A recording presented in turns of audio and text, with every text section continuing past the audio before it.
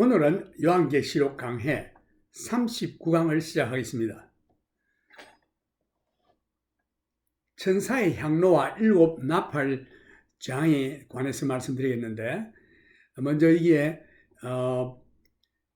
5절에서 보면은 천사가 향로를 가지고 단위에 불을 담아다가 땅에 쏟음에 뇌성과 음성과 번개와 지진이 나더라.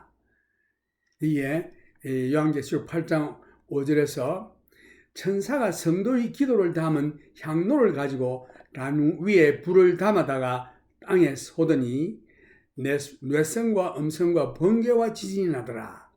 이 큰 환난에서 구원 얻은 성도들이 오 하나님 우리의 원수를 갚아 주옵소서라고 올린 기도가 이제 응답되는 장면이 나옵니다.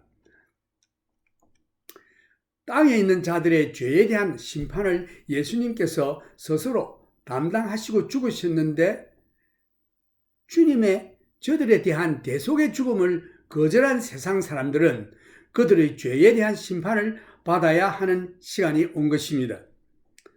큰 환난의 심판이 시작된 것입니다.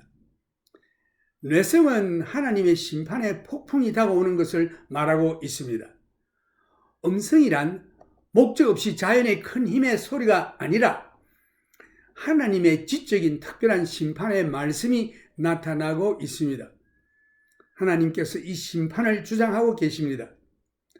하늘에서 번개와 뇌성이 일어나고 땅에서는 지진이 일어난다라는 말씀을 하셨는데, 큰 환난 때에 천재지변이 일어남을 우리가 볼 수 있습니다. 6절에 보면 7 나팔 가진 7 천사가 나팔 불기를 예비하더라. 엄숙한 시간입니다. 반시간의 고요가 끝이 나며 대환란의 순교자들의 기도가 응답이 된 후에 7 나팔을 가진 천사들이 이제 나팔 불 준비가 완료되어 있습니다. 각 천사들이 나팔을 불 때에 하나님의 진노가 반역하는 인간들에게 내려지는 것입니다. 나팔을 부는 것은 상징이나 비밀 같은 것은 없습니다. 무서운 온역은 문자 그대로 무서운 온역입니다. 오늘날 하나님의 감동으로 기록한 말씀을 상징이라고 해석하여 그 원래의 하나님의 뜻을 부인하는 죄를 짓고 있는 자들이 있는데, 다른 말로 말한다면 하나님께서 하신 말씀이 그런 뜻이 아니고 다른 의미의 뜻이라고 해석하여 하나님의 본 뜻을 희석하거나 부인하는 것입니다. 우리는 하나님의 하신 말씀을 그대로 받아들여야 하는 것입니다. 첫째 나팔, 이것은 수목의 3분의 1이 타버립니다. 그 다음 이 첫째 천사가 나팔을 부니 피 섞인 우박과 불이 나서 땅에 쏟아짐에 땅의 3분의 1이 타서 사위고 수목의 3분의 1도 타서 사위고 각종 푸른 풀도 타서 사위더라. 하나님께로부터 직접적인 심판이 임하였습니다. 심판이 식물에 떨어졌는데 풀에서 시작하여 큰 나무에 이르기까지 모두 불에 타버렸습니다. 땅의 3분의 1만 타버렸습니다. 그럼에도 지구에 큰 영향을 미쳤습니다. 요즘 캘리포니아에서 산불이 크게 났는데 나무 탄 재가 공중에 쌓여 하늘에 해가 총담 같은 색깔을 내고 대기에 오염이 되어 이 바깥을 나갈 수가 없습니다. 국지적으로 난 불도 이런 산불도 그러한데 이 지구의 3분의 1의 수목의 불에 탔다면 대기에 말할 수 없는 오염으로 많은 사람들이 호흡기 질환으로 숨을 쉬지 못하고 아마 많은 사람들이 죽을 것입니다. 옛날에는 하나님께서 홍수로서 심판하셨지만 이제는 불로 심판하실 것입니다. 이 땅의 산의 수목과 모든 풀들의 3분의 1이 불에 타버릴 것입니다. 식물은 하나님께서 처음으로 창조하신 생명체입니다. 그리고 첫 번으로 파괴하신 것입니다. 창세기 11장 1절에 보면 땅을 지으시고 식물을 맨 처음 창조하셨다라고 했습니다. 하나님이 가라사대 땅은 풀과 씨 맺는 채소와 각기 종류대로 씨 가진 열매 맺는 과목을 내라 하시며 이대로 되어 이것은 애굽을 심판하실 때 내린 심판과도 같은 심판입니다. 출애굽기 9장 18절에 보면은 내일 이맘때면 내가 중한 우박을 내리리니 애굽 개국 이래로 그 같은 것이 있지 않던 것이리라. 이제 보내 내 생축과 내 덜에 있는 것을 다 모으라.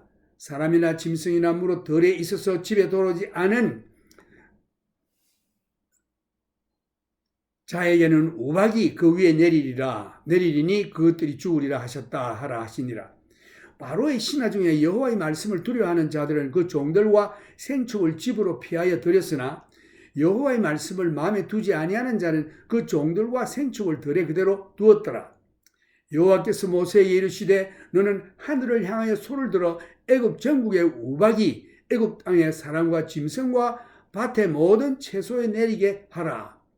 모세가 하늘을 향하여 지팡이를 들매 여호와께서 뇌성과 우박을 보내시고 불을 내려 땅에 달리게 하시니라. 여호와께서 우박을 애굽 땅에 내리시며 우박의 내림과 불덩이가 우박에 섞여 내림이 심히 맹렬하니 애굽 전국에 그 개국 이후로 그 같은 것이 없던 것이라.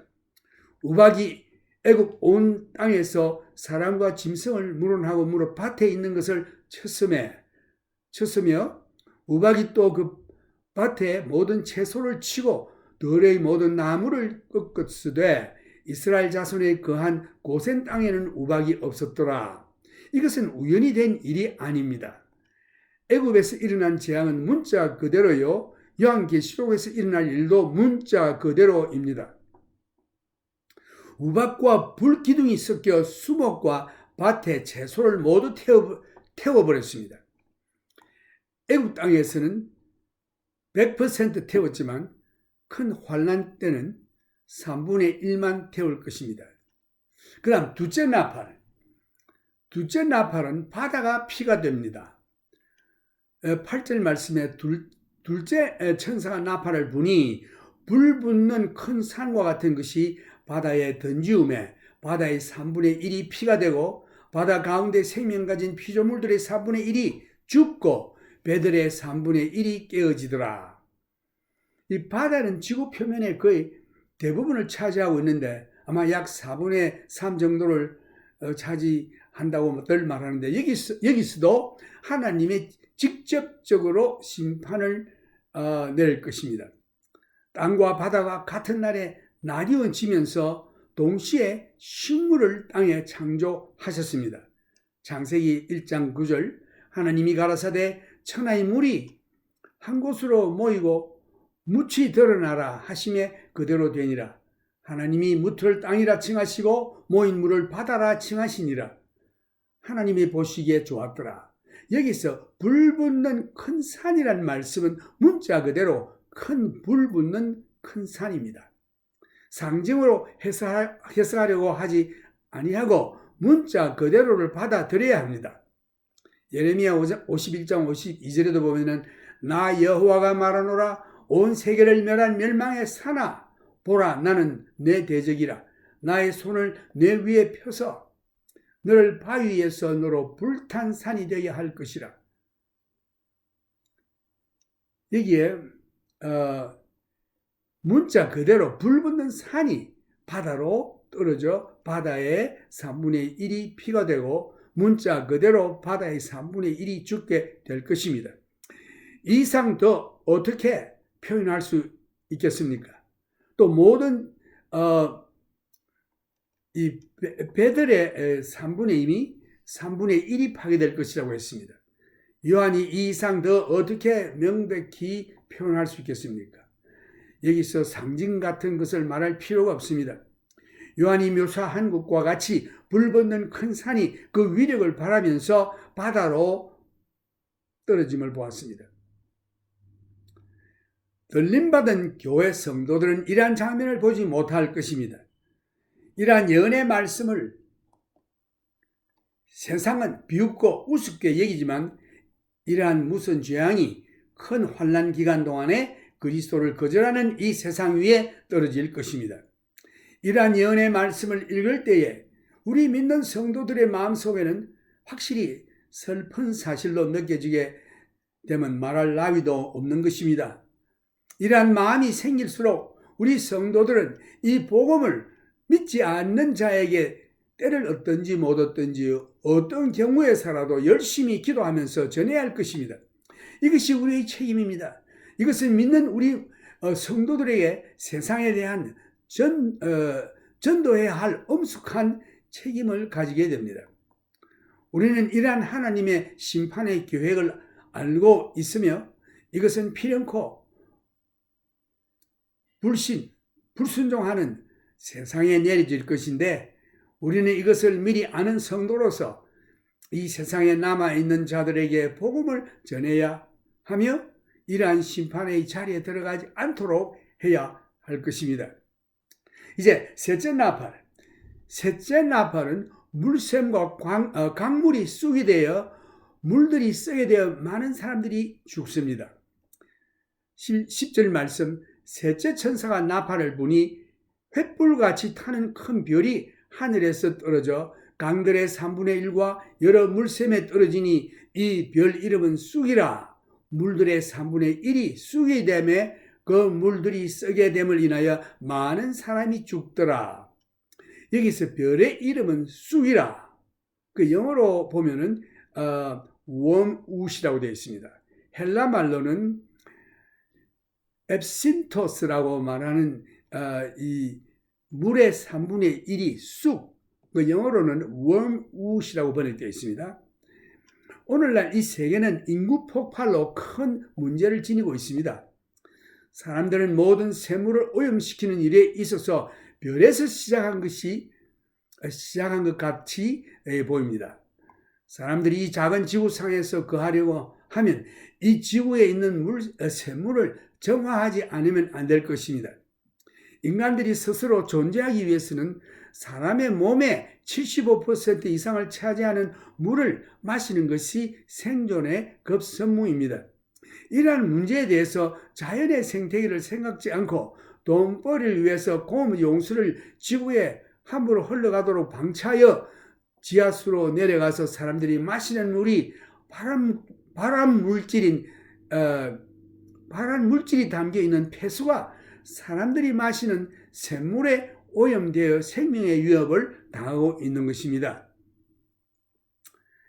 사람들이 이에 대해서 무슨 대책을 세워야 하는 것입니다. 그럼에도 큰 환난 때는 사람이 마시는 샘물의 3분의 1이 오염되어 많은 사람들이 이로 인하여 생명을 잃든지 병이 나게 될 것입니다. 특히 남가주에는 비가 오지 않아 물을 콜로라도에서 돈 주고 사서 구입하여 마시고 있는 형편입니다.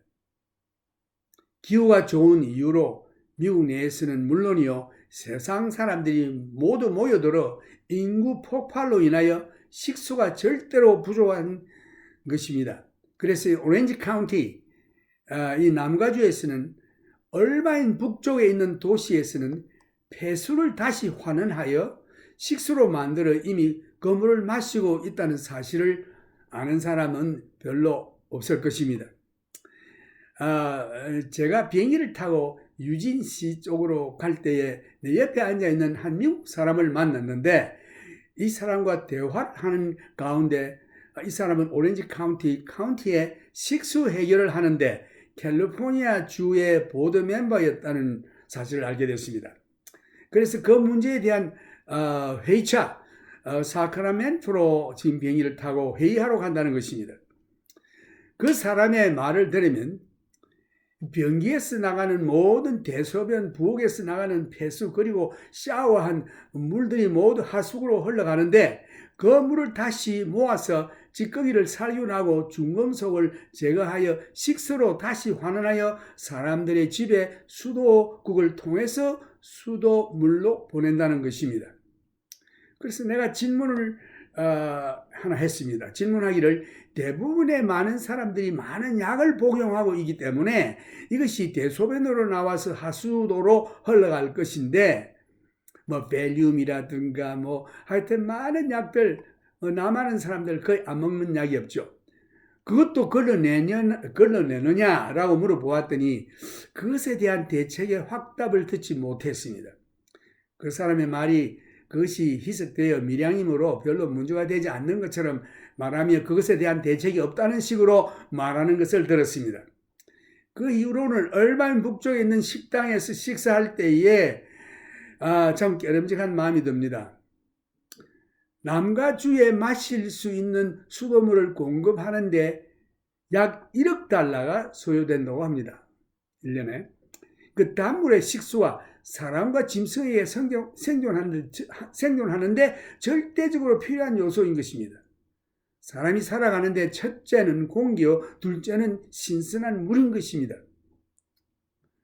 1950년도에 달라스 텍사스에서 심한 가뭄이 온 적이 있었는데 그들이 그동안 인공저수지에 있는 물을 식수로 사용해 오다가 오랫동안 가뭄으로 인해 저수지도 말라버렸고 그 레드 리버라는 강물도 말라버려 텍사스 오일 회사에서 땅을 깊이 파서 지하수를 끌어올려 강으로 유입하는 작업을 시작하였는데 깊은 땅에서 끌어올린 물이 소금의 농도가 높아서 사람들이 짠물을 마시고 살았다고 합니다.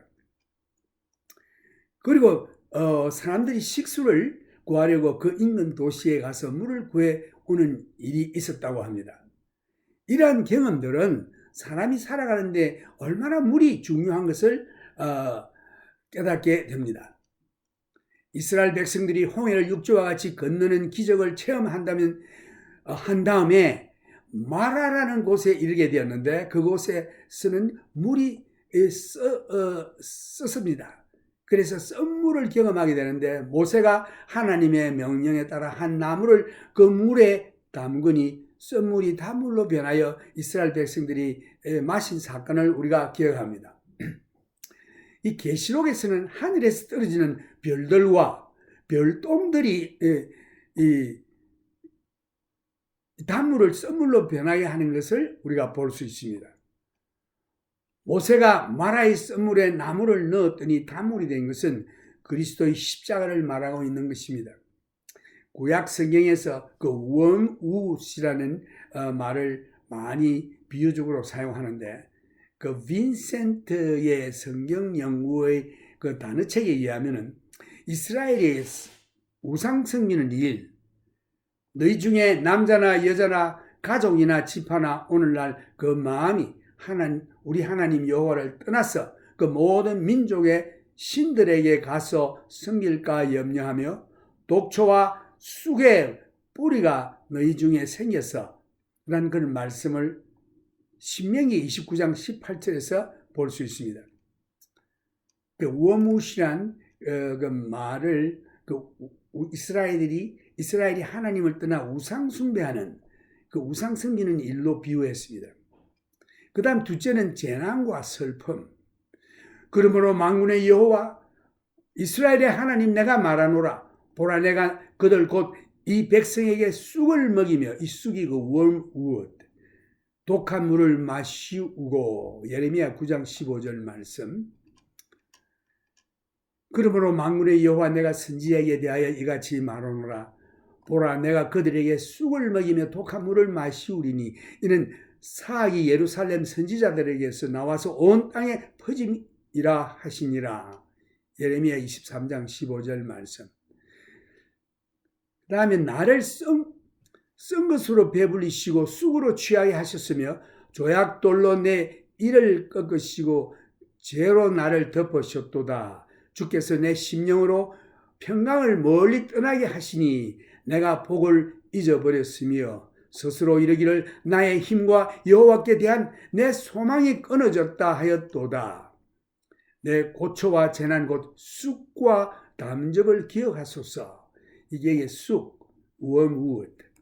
그 다음에 그 셋째로는 이 단어에 대해서 거짓 심판, 공법을 인진으로 변하여 정의를 땅에 던지는 자들아. 여기에 공법이라고 하는 것은 그 justice, 공의를 변경시켜 가지고 정의를 땅에 던지는 자들에 대해서 하나님의 그 심판, 묘성과 삼성을 만드시며 그게 오리온이라든가 이런 별의 성좌, 이것을 하나님이 만드셨다. 사망의 그늘로 아침이 되게 하시며 백주로 어두운 밤이 되게 하시며 바닷물을 불러 지면에 쏟으시는 자를 찾으라. 그 이름이 여호와시니라. 아모스 5장 7절 말씀. 이 별들은 문자 그대로이며 그리고 이 별똥들 속에 있는 독성 물질이 땅의 샘물의 근원에 떨어져서 신선한 물을 오염시켜 땅의 샘물의 3분의 1이 쑥이 되며 마시지 못하게 되고 많은 사람들이 이로 인하여 죽게 된다는 것입니다. 그래서 이 별의 이름이 암시하는 것처럼 우상을 섬기며 불의한 일을 하는 사람들 위에 내려지는 심판입니다. 재난과 슬픔은 이 심판으로 인하여 사람 위에 닥쳐오는 자연적인 보상입니다. 이제 넷째 나팔을 불 때에 12절 말씀, 넷째 천사가 나팔을 부니 해 3분의 1과 달 3분의 1과 별들의 3분의 1이 침을 받아 그 3분의 1이 어두워지니 낮 3분의 1은 비침이 없고 밤도 그러하더라. 이 창조의 다른 한 국면을 본다면 이 지구상에 거하는 인류가 빛과 생명이 의존하고 있는 것이 이 빛을 발하는 해입니다. 산. 작은 빛으로는 달과 별들이 있고 이 전체는 창조 4일째 창조되었습니다. 그들은 이미 창조되었으나 그 빛은 이미 창조되었으나 그 빛이 4일째 그 위력을 발하게 됩니다. 큰 빛인 해는 낮을 주장하게 하셨고 작은 빛은 밤을 주장하게 하셨는데 그들은 계절과 징조를 나타내고 있었습니다. 주 예수님께서 말씀하시기를 큰 환난 때에 하늘에 있는 천체에 특별한 징조가 있겠다고 말씀했습니다. 마태복음 24장 29절에 보면은 그날 환난 후에 즉시 해가 어두워지며 달이 빛을 내지 아니하며 별들이 하늘에 떨어지며 하늘의 권능들이 흔들리리라. 이 자연 법칙의 교란으로 근본적으로 천체의 변화가 오게 되는 것입니다. 그러나 절대적으로 한정적으로 변화가 왔습니다. 빛의 3분의 1과 낮의 3분의 1의 영향을 미쳤습니다. 빛의 강도의 그 와티지가 3분의 1로 줄었습니다. 우리가 지금 에너지 부족을 운운하고 있는데 이 지구가 그날에는 이러한 일을 경험하게 될 것입니다. 이 워싱턴주 시애틀에서 사람의 눈을 끄는 광고를 보았는데 보잉 회사가 그 공장들의 그 공장을 문을 닫으면서 수천 명의 조무원들이 해고를 당했습니다. 많은 사람들이 이 도시를 떠나가기 시작했습니다. 그런데 프리웨이 5번에 세워진 광고판에 어떤 익살구르기가 광고판에다가 이렇게 썼습니다. 맨 마지막에 이 도시를 떠나는 사람은 전기불을 끄고 떠나가시오라고 써놓았습니다. 이제 하나님께서 어떤 날 이 지구상에 불을 끄시는 날이 올 것입니다. 그러나 하나님께서는 분명히 말씀하시기를 땅이 있을 동안에는 심음과 거둠과 추위와 더위와 여름과 겨울과 낮과 밤이 쉬지 아니하리라 라고 말씀하셨습니다.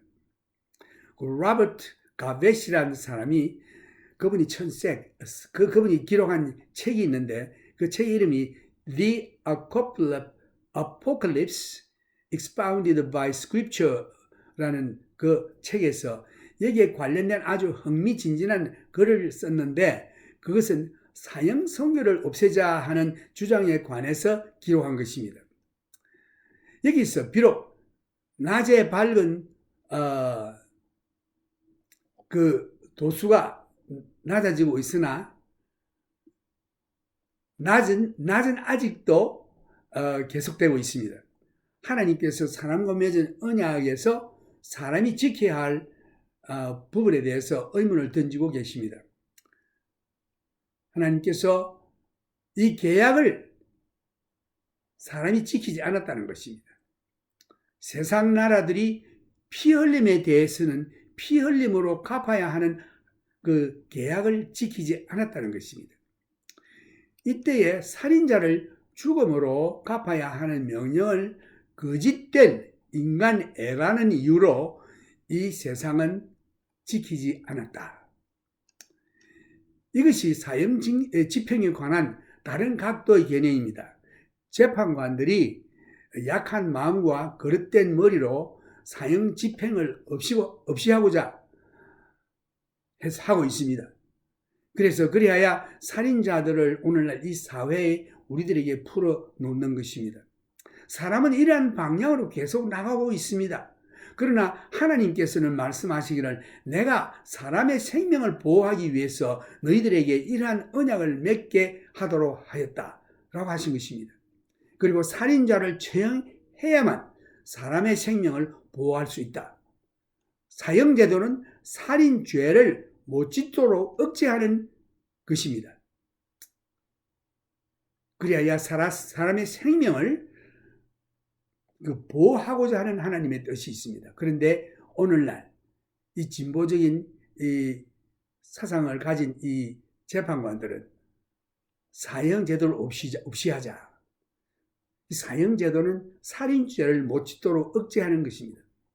그 다음 13절 내가 또 보고 들으니 공중에 날아가는 독수리가 큰 소리로 이르되 땅에 가는 자들에게 화가 있으리로다. 이 외에도 새 천사의 불 나팔 소리를 인함이로다 하더라.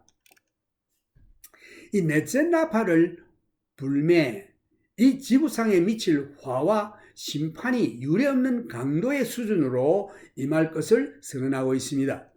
마지막 새 나팔은 앞서 불은 넷 나팔과는 구별됩니다.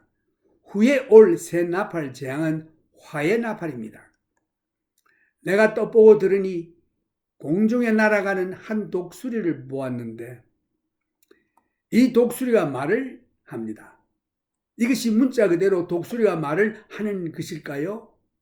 만일 하나님께서 앵무새나 다른 새들로 하여금 말을 하게 하실 수 있다면 독수리가 말을 한다는 것은 하나님께는 아무 문제가 되지 않을 것입니다. 하나님께서 주의 재림에 대해서 독수리를 사용하셨다는 사실은 아주 흥미스럽습니다. 죽음이 있는 곳에는 독수리들이 모일지니라. 마태복음 24장 28절 말씀, 이것은 아마게돈 전쟁 이후 곧 많은 살상이 있은 후에 일어날 일인 것입니다. 오늘 이리하여 요한계시록 8장을 끝을 내고 이제 그 다음에는 9장으로 들어가겠습니다.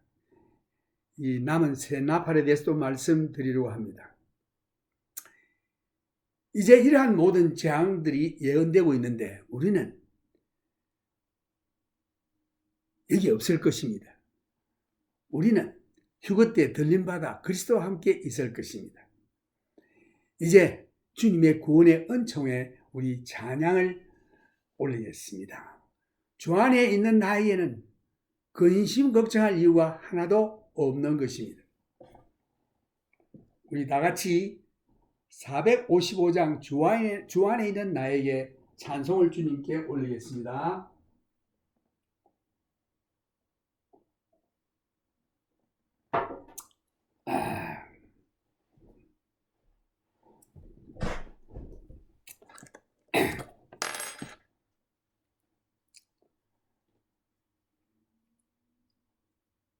말씀을 상고한다 하면은 반드시 하나님께 찬송을 올릴 때에 성령께서 우리 마음에 감화와 감동으로 이 말씀을 깨닫게 해 주실 것입니다.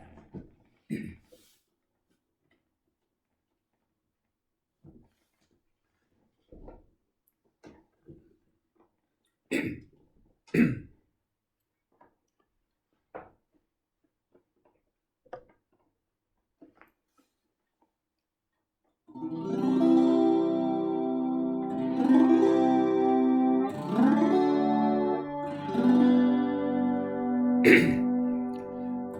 안에 있는 나에게 당분심이 있어랴. 십자가 밑에 나가 내 짐을 풀었네. 주님을 찬송하면서 할렐루야 할렐루야. 내 앞길 멀고 험해도 나 주님만 따라가리. 두려움이 변하여 내 기도 되었고 전날에 한숨 변하여 내 덕에 되었네.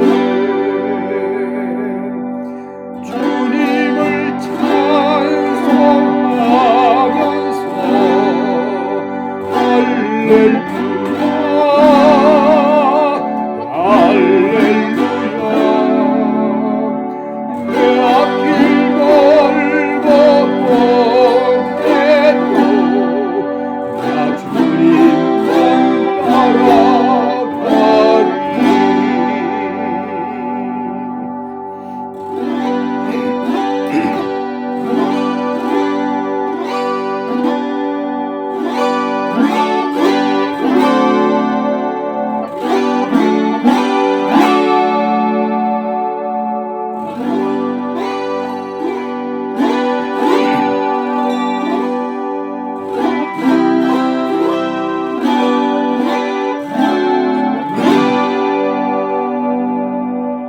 내 주는 자비하셔서 널 함께 계시고 내 궁핍함을 아시고 널 채워주시네.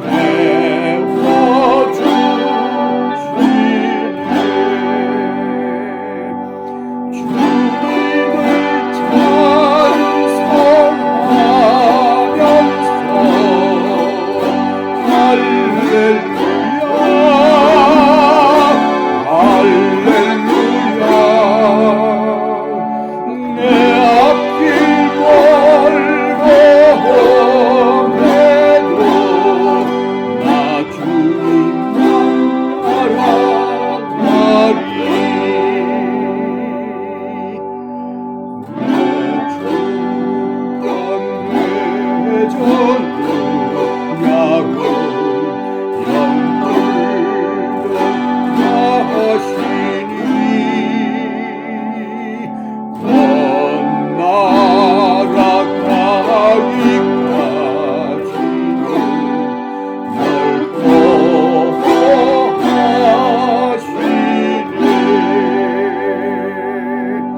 주님을 찬송하면서 할렐루야 할렐루야. 내 앞길 멀고 험해도 나 주님만 따라가리. 아멘, 아멘. 주 안에 in Christ there's no condemnation. 주 안에 있으면 결코 정죄함이 없다고 했습니다. 얼마나 감사합니까?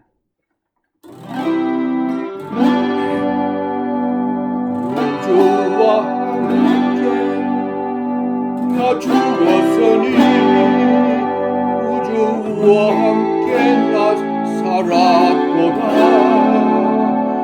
영광이 기억이 이어도록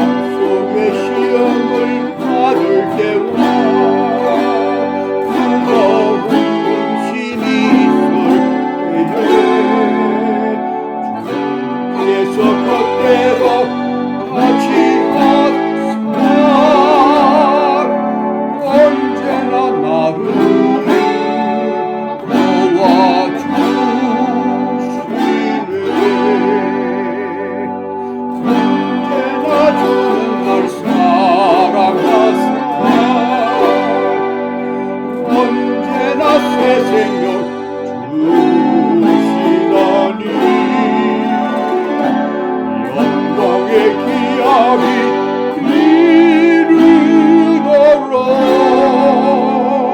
언제나 주만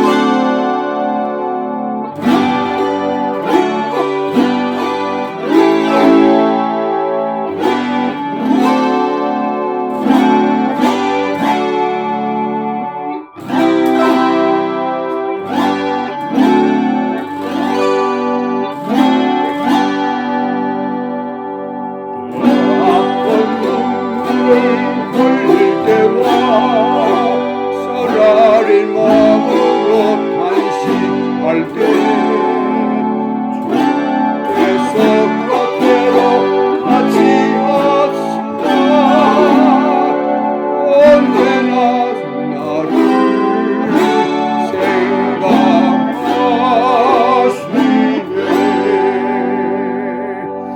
언제나 주는 날 사랑하사 언제나 새 생명 주시다니 영광의 기약이 이루도록 언제나 주만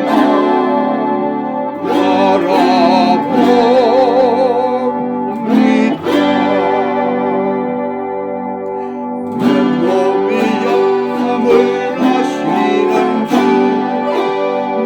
고치던 아주 없네 외로운 날이나 기쁜 때나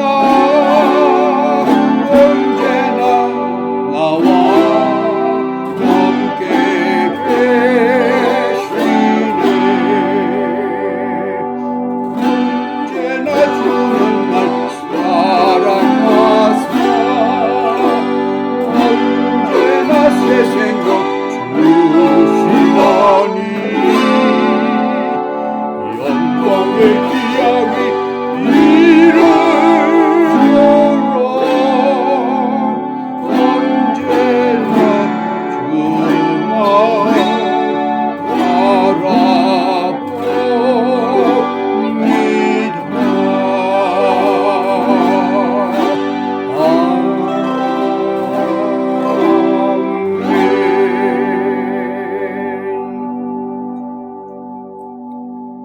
다음 만날 때까지 우리 주 예수 그리스도의 은혜와 하나님의 무한하신 사랑과 성령님의 교통하심이 여러분들과 함께 하시기를 주님의 이름으로 축원합니다. 아멘.